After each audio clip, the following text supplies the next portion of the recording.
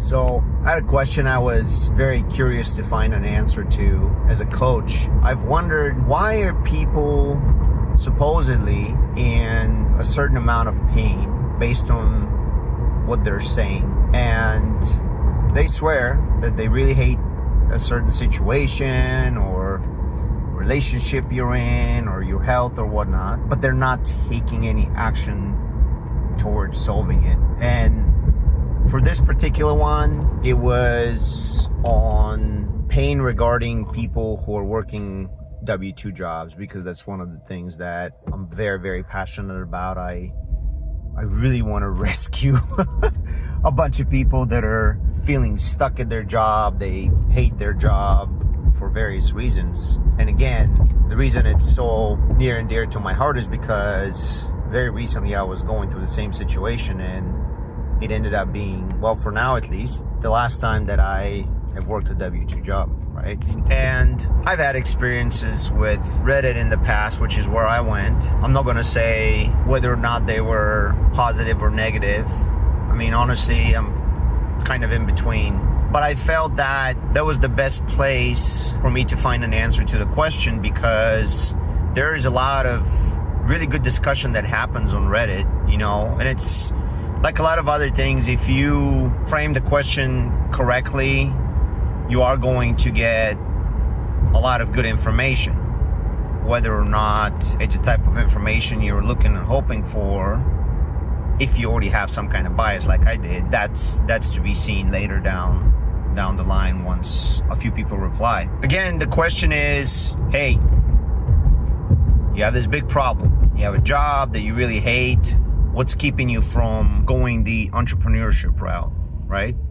Because the assumption is, if there's something that's really bothering you, then let's figure out a way to fix it, right? And they have these, they call them subreddits, where people go on there and then they basically put all kinds of scenarios and situations that happen to them at work or have happened to them at work, and they're saying how much they hate their job, right? So I figured, hey,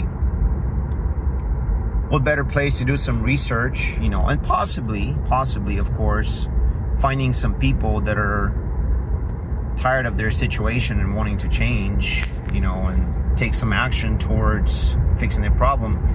What better place than a room full of people that are complaining about that specific issue, right? So without getting into too much detail on how Reddit works, essentially people can either vote thumbs up or thumbs down, or technically what it is they can upvote you or downvote you, and it can be your specific post that you made, or it can be any of your replies or other people's replies. Oh, and then the cool thing is that if I'm the one who originated the post, then it gives me a ratio of upvotes versus downvotes. And I got about a little over 4,000 views in this one anti-work subreddit, which was really good. It was 4,000 views in less than 2 hours.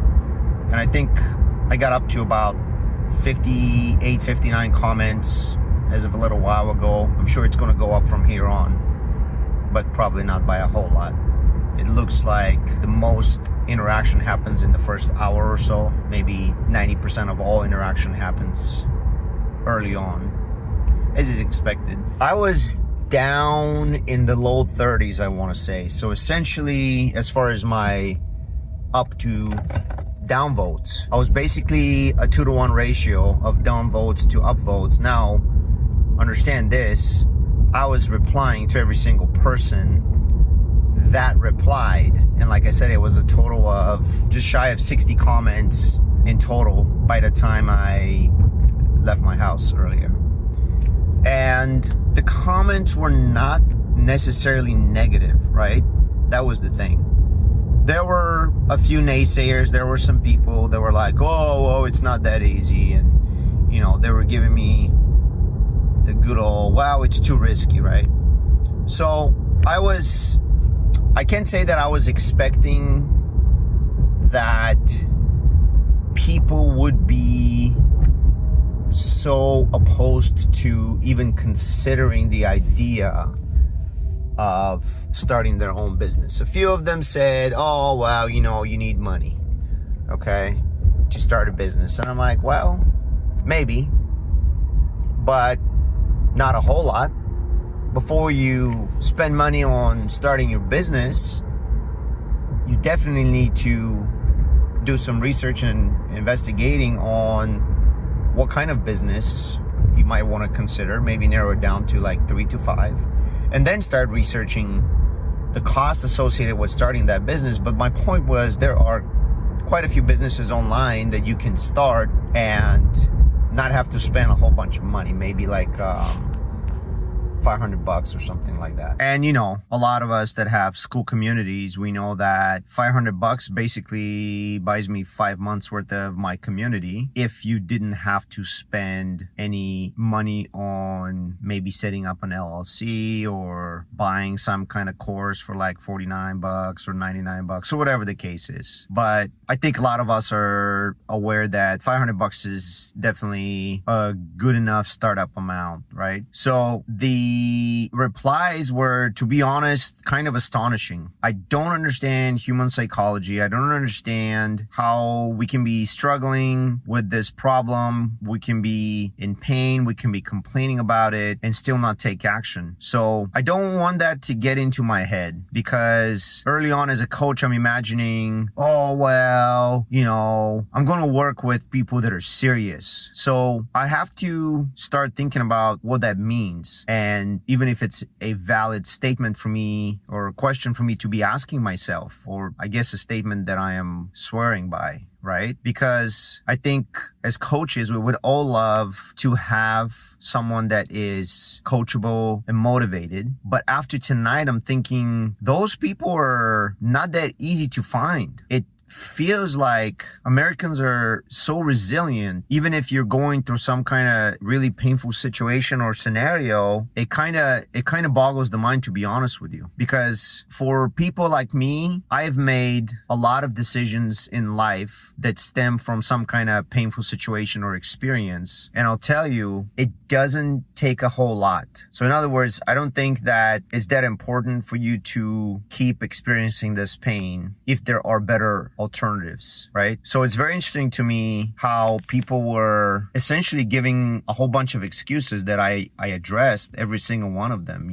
I mean, I love the one that says it's too risky. I'm like, okay, so, but you're pretty much in control of quite a few things if you do decide to go the entrepreneurship route. Whereas if you're at work, maybe you control some things, but by and large, you can control the direction the company decides to go. They don't come to you and ask you for your opinion, right? You can't control who your boss is going to be. And a lot of them don't have the slightest idea about running a team, because they think that, especially in a sales environment like I'm used to, they almost always promote people based on their sales experience, because they think that the number one skill that they provide is teaching others how to sell. And that's nowhere near the actual truth. It's about being able to manage people, just like how a lot of people think that special forces are these badass dudes that are out there and they're gonna kick everybody's ass, which is true. But if you watch interviews with these guys, they tell you that they're absolutely brilliant minds on navigating and negotiating with other people. They're like politicians on steroids, right? They're diplomats. They're there to sway and pursue people to do certain things or not do certain things. So these people are telling me it's too risky. And I'm like, well, it's definitely not more risky than staying with your company and having all these things that you cannot control. And I said, they're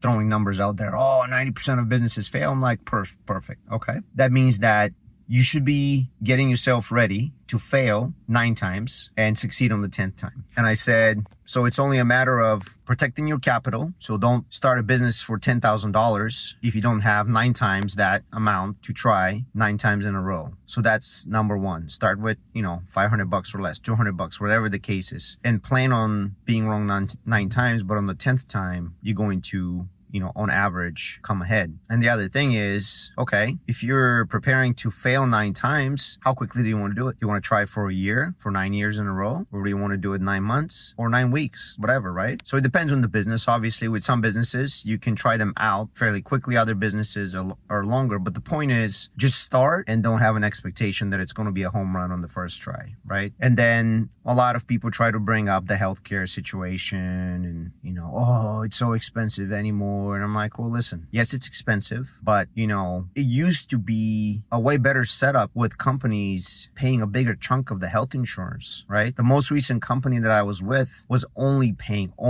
compared to how I remember one of my first jobs 20 years ago. My most recent company was paying for 60% of the cost, and I had to pay for the other 40. And it used to be 90% plus in one of my first jobs, like real full-time jobs that I was working. So they are paying less. And then don't get me started on, there are no more pensions unless you're certain types of government employees. I don't think all government employees have them anymore either. But the point is, I think it's less than 5% of the population. Yes, there are some private companies that are paying pensions, but I mean, you go ask anybody on the street, they already know it's like a thing of the past, right? And then again, one of my first jobs, they would match my 401k investments. They would match dollar for dollar up to 6% of my salary. Then they started matching like 50%, I want to say, up to 6%. So if you were to put in $6, they would only give you 3. So they would match half. And now I know companies that are doing like a 4 and 2. So like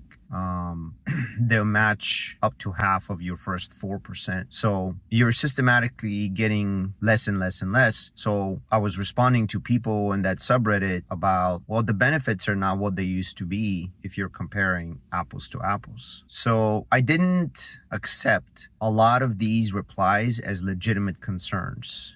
I just felt like a lot of them were excuses. A lot of people were essentially scared to take that first step.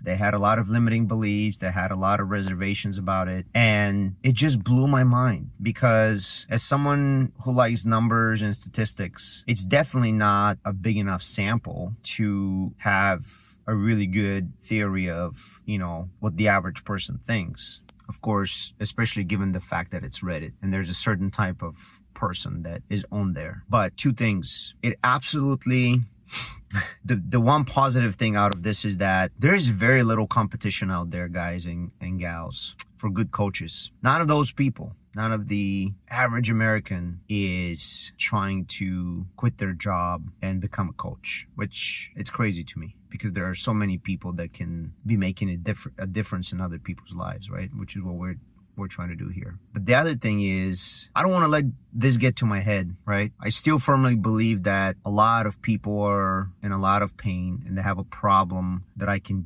definitely help them solve. I'm just needing to revisit my idea of what will be considered enough pain for people in order for them to take action. It has taught me that I do need to do some more research on that topic, because what is a no-brainer to me, what is a quick, decisive action taking, it might not be as much of an easy decision for a lot of people. So it'll be very interesting to find out more on that topic. I don't know if a lot of other coaches are dealing with this, but I'm posting this so that I can help some other coaches if you're dealing with the same thing. And also, I would like to know from people that are stuck in their jobs, that are not happy, and that have experienced similar feelings in most of all of your jobs. What would be a trigger for you to finally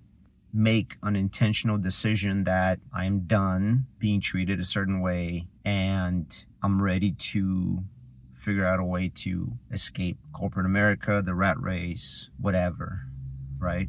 So if you are liking this content, subscribe, share with your friends, and also come check out my community. It's growing very nicely. It's a really good mix of people who are wanting to do better in life in the 3 main areas: health, wealth, and relationships. We have a lot of good discussions. We have weekly webinars, and it's free, guys. Everybody's very helpful, supporting each other. We have some great discussions, like I said already, and we're helping each other within the community quite a bit. So check it out. I'm going to put the link down in the description, but it's on school and it is Life Supercharged. But check out the link in the description.